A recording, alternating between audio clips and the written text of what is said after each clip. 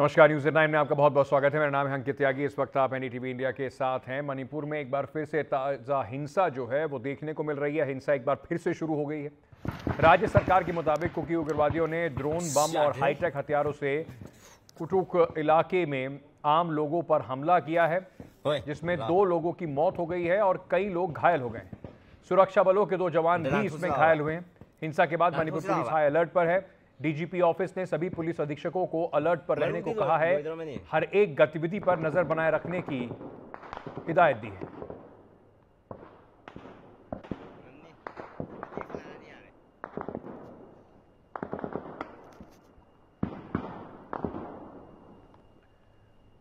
ये जो आप आवाज सुन रहे हैं, ये गोलियों की और इस हमले में जो रिकॉर्ड की गई एक वीडियो है, उसकी आवाज़ें हैं। साथ में कई लोग घायल भी इसमें हुए हैं। 2 सुरक्षाकर्मी भी इसमें घायल हुए हैं।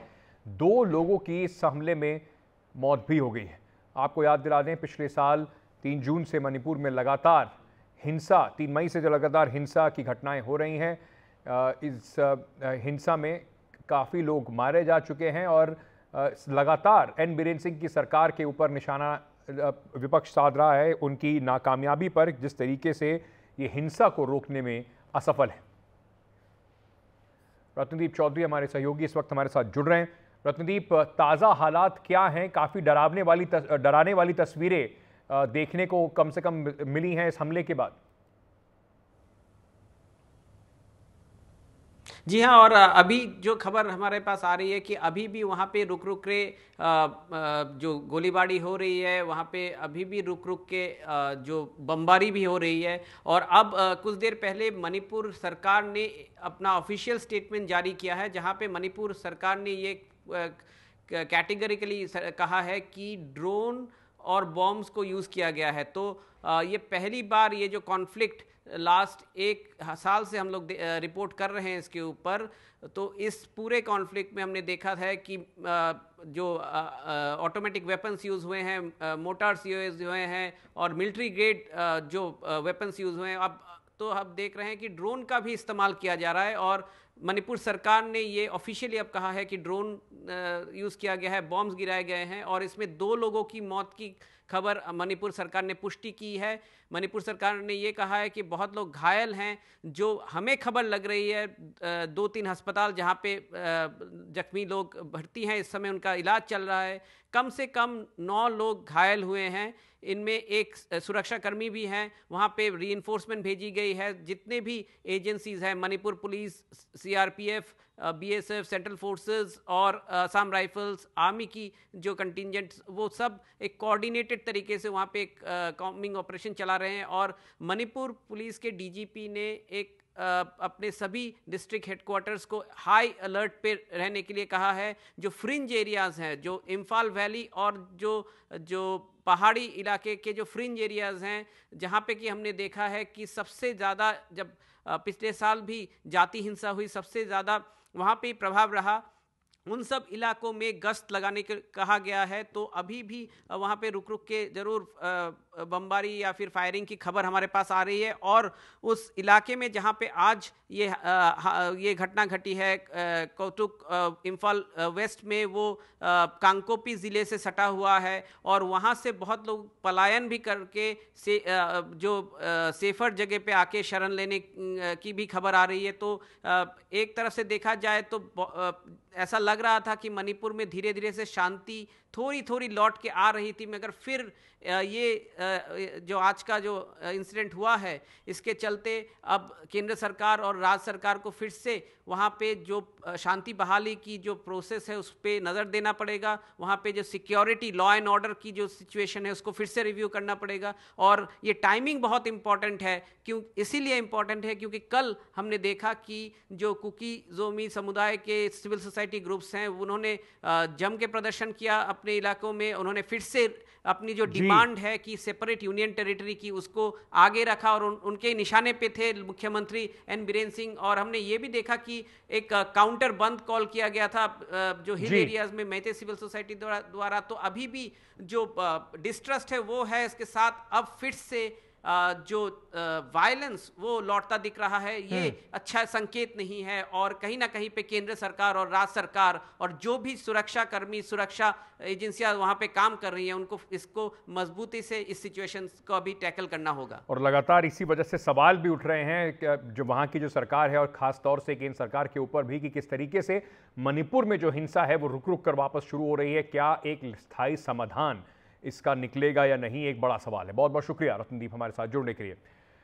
महाराष्ट्र की तरफ चलते हैं, जहां पर छत्रपति शिवाजी महाराज की मूर्ति गिरने के विरोध में आज मुंबई के महाविकास अघाड़ी यानी कि जो ऑपोजिशन का अलायंस है उसके नेताओं ने प्रदर्शन किया।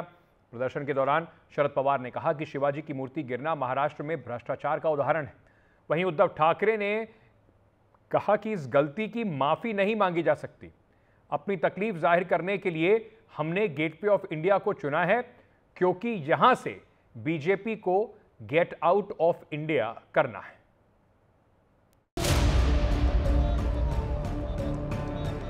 इतना गुस्सा तो उद्धव ठाकरे एकनाथ शिंदे पर तब भी निकालते नहीं दिखे जब शिंदे पार्टी, पहचान, नेता सब ले उड़े। महाराष्ट्र में वीर शिवाजी की प्रतिमा पर जबरदस्त सियासत चल पड़ी है। 3600 करोड़ की मूर्ति 360 दिन भी नहीं टिक पाई। भ्रष्टाचार से कहीं ऊपर महाराष्ट्र की अस्मिता पर चोट की लड़ाई बन चुकी है। छत्रपति शिवाजी महाराज की प्रतिमा गिरने के विरोध में मुंबई में रविवार को महाविकास आघाड़ी ने महायुति सरकार के खिलाफ जूते मारो आंदोलन किया। गठबंधन के तीनों दलों के नेताओं ने दक्षिण मुंबई के हुतात्मा चौक से गेटवे ऑफ इंडिया तक बिना पुलिस इजाजत एक विशाल मोर्चा निकाला। गेटवे तक मार्च में महायुति गेट आउट के विरोध सुर गूंजते रहे। एनसीपी, एसपी प्रमुख शरद पवार, शिवसेना यूबीटी नेता उद्धव ठाकरे, कांग्रेस के प्रदेश अध्यक्ष नाना पटोले विरोध मार्च का बड़ा चेहरा रहे। राज्य में क्या चल रहा है, हमको पूछा गया कि बीजेपी कह रही है कि एमवीए राजनीति कर रही है, मगर हम राज्य की अस्मिता के लिए लड़ रहे हैं। हम आज प्रवेश द्वार पर आए हैं। हम महायुति सरकार को यहाँ से गेट आउट करने आए हैं। प्रधानमंत्री ने माफी मांगी है, मगर ये माफी हमें मंजूर नहीं है। महायुति की सरकार को देश के बाहर का रास्ता दिखाए, सरकार को गेट आउट ऑफ इंडिया बोले।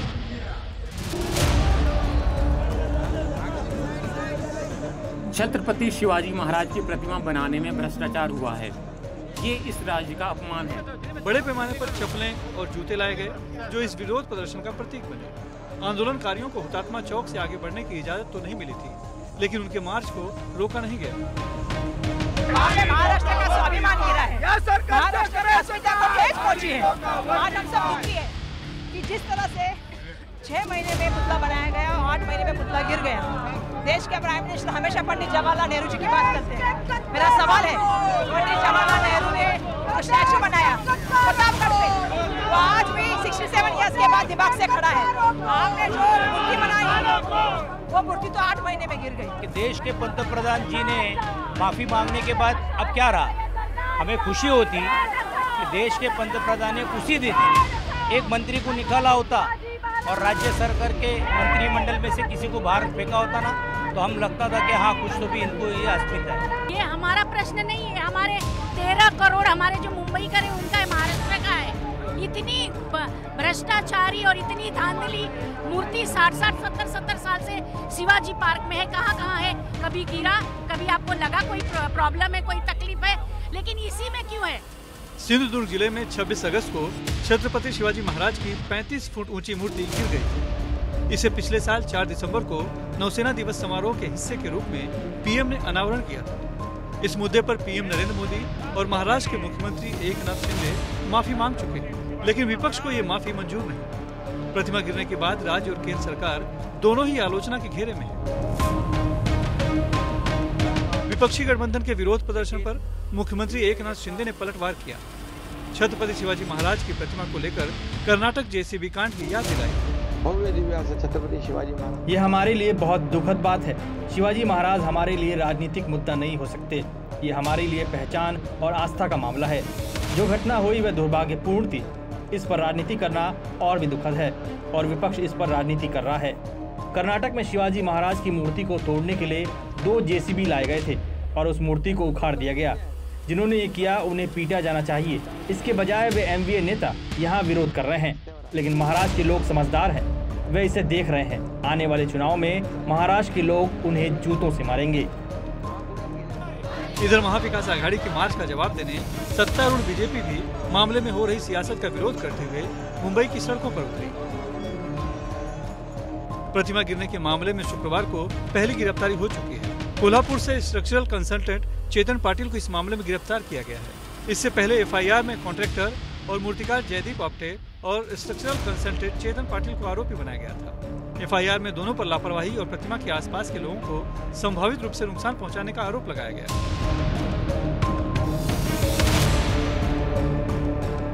महाराष्ट्र में कुछ महीने दूर विधानसभा चुनाव से पहले वीर शिवाजी की प्रतिमा गिरने की घटना महाराष्ट्र में एक बड़े अपमान के रूप में देखी जा रही है। इस प्रतिमा को बनाने वाला कॉन्ट्रैक्टर और आर्किटेक्ट जयदीप आप्टे फरार है और उसके पीछे उसके अनुभव और उसके कनेक्शन को टटोला जा रहा है। मुंबई से कैमरामैन सचिन सावंत के साथ पूजा भरद्वाज, सुनील सिंह और पारस दामा, एनडीटीवी इंडिया के लिए। वहीं हरियाणा के चरखी दादरी और महाराष्ट्र के धुले की घटनाओं को लेकर राहुल गांधी ने बीजेपी पर तीखा हमला किया है। लोकसभा में नेता विपक्ष राहुल गांधी ने कहा, भीड़ की शक्ल में छिपे हुए नफरती तत्व कानून के राज को चुनौती देते हुए खुलेआम हिंसा फैला रहे हैं। बीजेपी सरकार ने उन अपराधियों को खुली छूट दी हुई है, इसलिए उनमें ऐसा कर पाने की साहस पैदा हो गया है। अल्पसंख्यकों खासकर मुसलमानों पर लगातार हमले जारी हैं और सरकारी तंत्र मूक दर्शक बन रहा है। ऐसे अराजक तत्वों के खिलाफ सख्त से सख्त कार्रवाई कर कानून का इकबाल कायम करना चाहिए।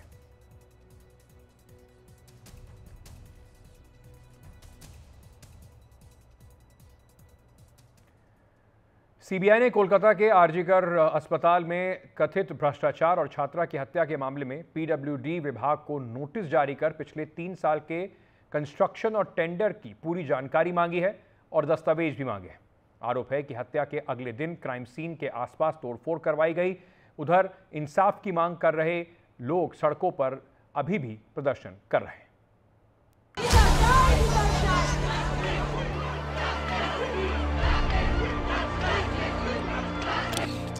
कोलकाता में मेडिकल छात्रा की हत्या के अगले दिन सेमिनार हॉल के आसपास निर्माण कार्य और तोड़फोड़ करा दी गई। सीबीआई सूत्रों के मुताबिक इससे घटना स्थल काफी हद तक बर्बाद हुआ है। अब सीबीआई ने इस मामले में पीडब्ल्यूडी को नोटिस जारी कर पिछले 3 सालों में आरजीकर मेडिकल कॉलेज में कंस्ट्रक्शन और टेंडर से जुड़े दस्तावेज और जानकारी मांगी है। जो सीबीआई है उसने पीडब्ल्यूडी डिपार्टमेंट जो है, जो पश्चिम बंगाल सरकार का है, उसको नोटिस जारी कर दिया है और पिछले 3 साल के रिकॉर्ड्स मांगे हैं कि पिछले 3 सालों में आरजीकर मेडिकल कॉलेज में क्या क्या कंस्ट्रक्शन हुआ है और जो टेंडर दिए गए हैं वो टेंडर किस तरह से दिए गए हैं। पूरा जो टेंडर का डिटेल है कंस्ट्रक्शन का वो भी मांगा गया है। तो ये जो है पिछले 3 साल का जो डेटा है वो दस्तावेजों के साथ सीबीआई ने कहा है कि सीबीआई दफ्तर आकर पीडब्ल्यूडी के अधिकारी यहां पर आकर जमा करें। रविवार को कोलकाता पुलिस के एएसआई अरूप दत्ता से सीबीआई ने एक बार फिर पूछताछ की। वहीं सीबीआई की एक टीम आरजीकर मेडिकल कॉलेज भी गई। वारदात के पहले दिन जिन 4 डॉक्टरों ने मृतक लड़की के साथ खाना खाया था, उनमें से एक ट्रेनी डॉक्टर ने एनडीटीवी की टीम से बात की। गुड मॉर्निंग, मैं मुकेश बोल रहा हूँ एनडीटीवी से। हाँ, आपसे मुलाकात हो सकती है क्या? तो आप क्या आपसे मुलाकात हो सकती है क्या? अभी नहीं हो सकता, थोड़ा बिजी है। अच्छा। तो थोड़ा फोन पे बताएंगे कि मतलब आप साथ में थे 8 अगस्त को, क्या हुआ था, क्या खाना वाना आपने खाया था, क्या था? सर अभी तो ये इन्वेस्टिगेशन चल रहा है ना, तो ऑफिशियल्स ने हम लोगों को मना किया है कुछ अभी बोलने के लिए। तो इसलिए अभी नहीं बता सकते सर। ये इन्वेस्टिगेशन प्रोसीड्यूर कंप्लीट हो जाए फिर हम लोग बता देंगे। मतलब थोड़ा मोटा मोटा बता दीजिए कि क्या मतलब कितने बजे खाना खाया था आपने? नहीं सर, इसके बारे में बताने की मना किया है। नहीं तो इन्वेस्टिगेशन प्रोसेस चल रहा है ना, इसलिए नहीं बताने के लिए बोला है। तो अच्छा। सॉरी, हम अभी बता नहीं सकते।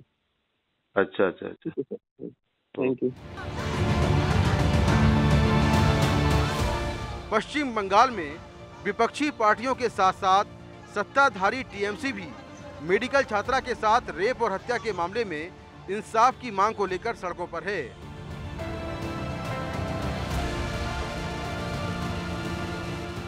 दरअसल ममता बनर्जी ने आह्वान किया था कि टीएमसी के कार्यकर्ता और नेता सड़कों पर आएं और इस मामले को लेकर पैदल मार्च निकालें और धरने दें। 19 दिन हो गया कलकत्ता में एक जो दुर्घटना घटी है, एक औरत का, एक डॉक्टर जो भी डॉक्टर है, उनका जो बलात्कार हुआ, उसके लिए आज हम लोगों का बंगाल का सबका सर झुक गया है। और हम लोग देखे हैं 19 दिन से कि पॉलिटिकल हो कि अपॉलिटिकल हो, औरतें मर्दे सब कोई, पूरा शहर, पूरा बंगाल रास्ते में आया है ये प्रतिवाद में कि हम लोगों को जस्टिस चाहिए, हम लोगों को जस्टिस चाहिए। पश्चिम बंगाल सरकार ऐसे मामलों में दोषी को फांसी की सजा दिलाने के लिए विधानसभा में एक बिल लेकर आ रही है। साफ है कि इस मामले को लेकर हर तरफ राजनीति जारी है। मेडिकल छात्रा की हत्या और रेप के मामले को 20 दिन बीत चुके हैं। तमाम राजनीतिक पार्टियां इसको लेकर सड़कों पर है, लेकिन अब सत्ताधारी पार्टी टीएमसी भी सड़कों पर है और इस मामले को लगातार उठा रही है। वहीं सबको इंतजार है सीबीआई की जांच रिपोर्ट का कि सीबीआई जांच के दौरान इस पूरे मामले की परतों को खोले। कोलकाता से कैमरा पर्सन जीडी शंकर के साथ मैं मुकेश सिंह सेंगर, एनडीटीवी इंडिया।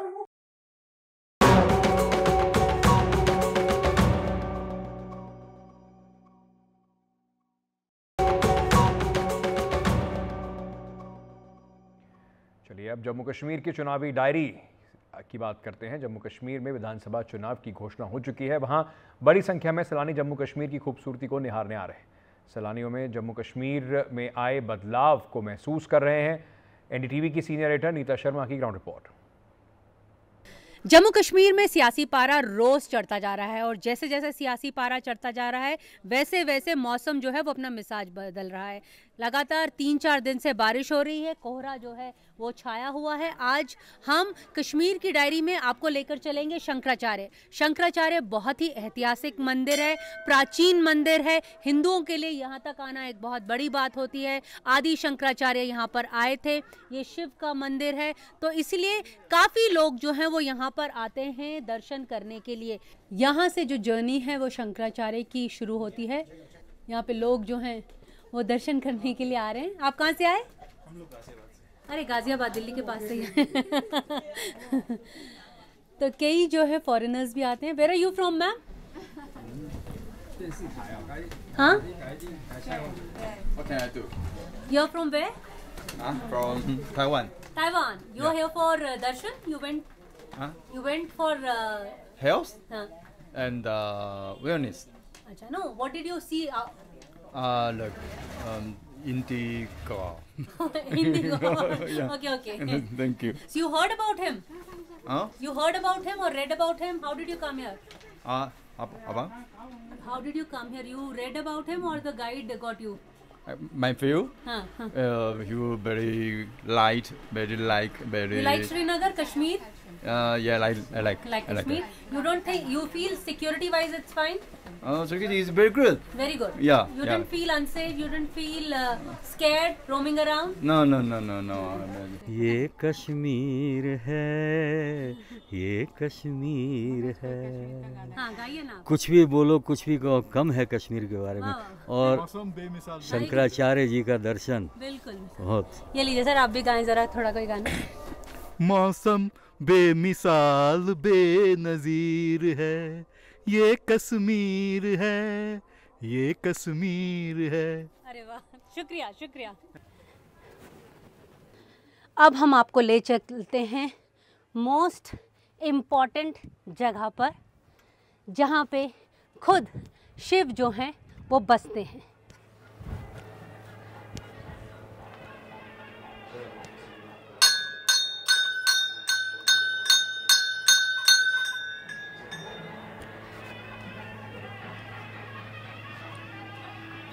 ये Bholenath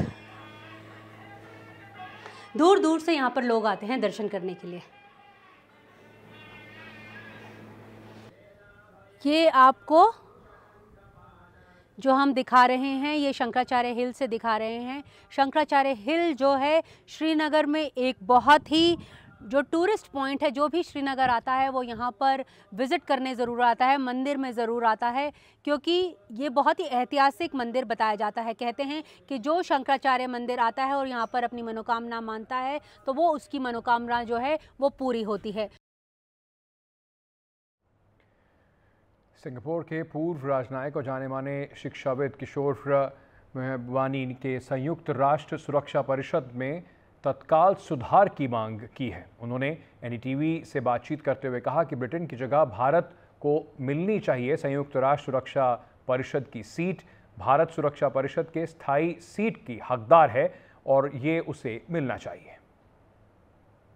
Unfortunately, they didn't create a mechanism for changing the seats, but that was very clear that what they had in mind was to ensure that the great powers of the day were entrenched in the United Nations. And today is just absolutely no question that India is the third most powerful country in the world after United States and China.